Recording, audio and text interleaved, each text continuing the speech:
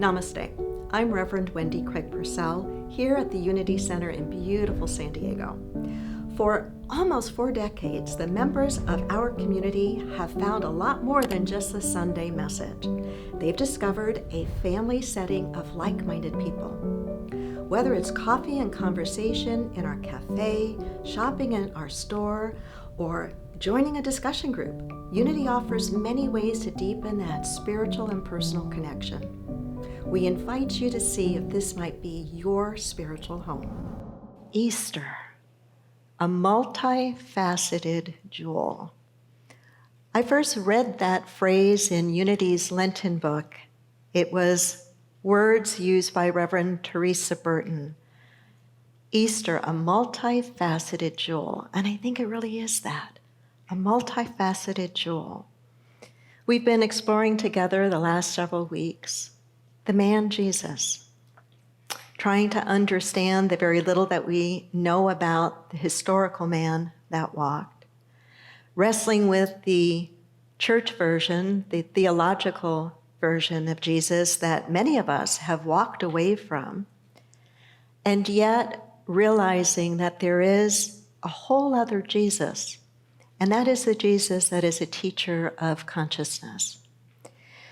When I selected the song, The Anchor Holds, I selected it because I believe that it is in Jesus' teachings, his spiritual teachings, that is our anchor. That when we understand what those spiritual teachings are, and we do the very best that we can to apply them in the nitty-gritty of our lives, that then we are following in his footsteps, that then we are living out the truth of what it means to be, as the first Christians were originally called, followers of the way. It was a way of being. It was a way of life. It was a way of perceiving.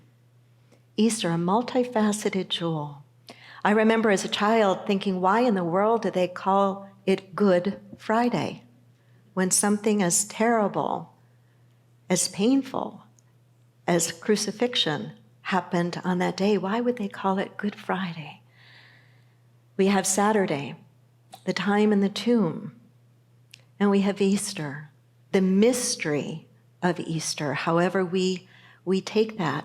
And yet the truth of the matter is, in the multifaceted jewel-like nature of these 3 days, we can find ourselves. We can find ourselves in an experience that feels like a crossing out, a crucifixion, not a physical one, but certainly perhaps a one of identity or a way of living or a way of thinking or the lifestyle that we knew. We can find ourselves stuck, right? If these 2 years that we spent in the pandemic didn't feel like a tomb, I don't know what would have. Of just feeling stuck, right? And then we all have tasted and touched in our individual lives those breakthrough moments, those moments where something has arisen in us, new life, new hope. If Easter is anything, I think it is about the overcoming power of God, the divine presence in each and every one of us, a multifaceted jewel. In Unity's Lenten booklet, Reverend Burton wrote words that resonated with me, and perhaps they will with you as well. She wrote, the Easter story is a multifaceted jewel. Depending on where we are in life, we can look at it and see devastation or triumph, despair or promise. We may see Jesus, ourselves, others, or maybe everyone all at once. We can consider it a call for compassion, an invitation to enter into the mystery of the tomb, that space between endings and beginnings, and know the truth for those who have lost sight of it, and realize that there is something on the other side of that tomb. Most of us, I would say, in Unity and metaphysics and New Thought, and many, I believe, in what is called progressive Christianity, don't actually believe in a literal resurrection, don't actually believe in a physical resuscitation of the body. And for those of us who do not believe in that literalness, we may wonder, what does the Easter story hold for us then? Does it hold anything? And I believe that the answer is an absolute yes, it does. Yes, it does. Because the anchor is the teachings. The anchor is a radical way of living one's life from a spiritual perspective, where we are able to look past appearances into the very essence of a person, into the very essence of an experience, where we are able to see and call forth the good, to see and call forth the possibility, to see and call forth the healing. From Good Friday to Easter Sunday, there is learning in each of those days and what they symbolically represent for us individually. And it culminates with this whole idea, I believe, that there is an overcoming power within each and every one of us. And sometimes it's very easy for us to feel that about ourselves, and sometimes not so much so, right? How many times have we, though, maybe doubted of that power within ourselves, and yet a loved one or a friend or perhaps a clergy person reminded us of it. And in the remembrance of it, we stood a little taller. We walked a little stronger and with greater faith and with greater courage. We've all lived through cycles similar to the cycles that symbolically are represented to us as we look at them mystically, from Good Friday to the time in the tomb to the mystery of Sunday. It seems that the endings and the beginnings are pretty easy to mark. It seems that it's more clear, the crossing out or the crucifixion experiences that we might have, whether it is a complete ending of the life that we knew, the death of a loved one, the broken promise. We can mark it, right? And it hurts, and we can feel it, and we see it, and we know it. And it's also true that the overcoming, the resurrection, if you will, the rising above, the new beginning, we get that too, right? We've turned the corner. We took the masks off, right? There was a path forward. We were beginning to see a light.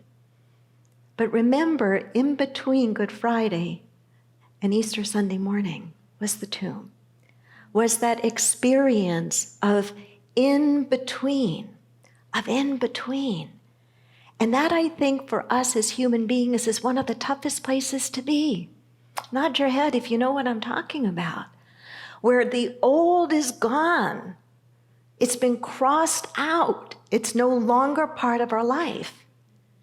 And the new, we can kind of see it maybe, but we're stuck. We're stuck in the middle.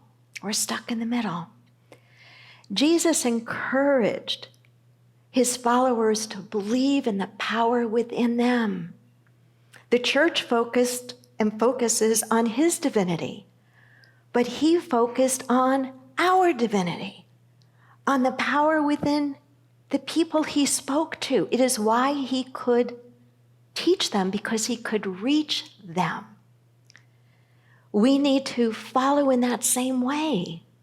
We need to get that even when we're in this in-between place in our life where the old is gone, whatever we had before COVID or whatever was back there is gone, and we have only a glimmer of what can be, but we're still stuck in this middle, is where we've got to trust, where we've got to use as the anchor the teachings that we know, where we hold on in faith. And where we hold on in faith not only for ourselves, but for each other. What would happen if we committed to raising the conversation around us to greater possibility? What would happen if we believed in the God power more, not only in ourselves, but in each other? What would happen? I think we would experience a universal Easter. A universal individual rising above and rising beyond. One of our congregants sent this to me a piece written by Jeanette and Cineas. And it's a piece to me that speaks of what to do when we're in that in-between place. She writes, don't abandon yourself. Not when you're sick, not when you're tired, not when you've lost the thread, the thought, or the thing you thought to find you. You will die many times in one life and create yourself anew. This is natural. This is a gift. I've died a few times now here in this world. The person I was, gone.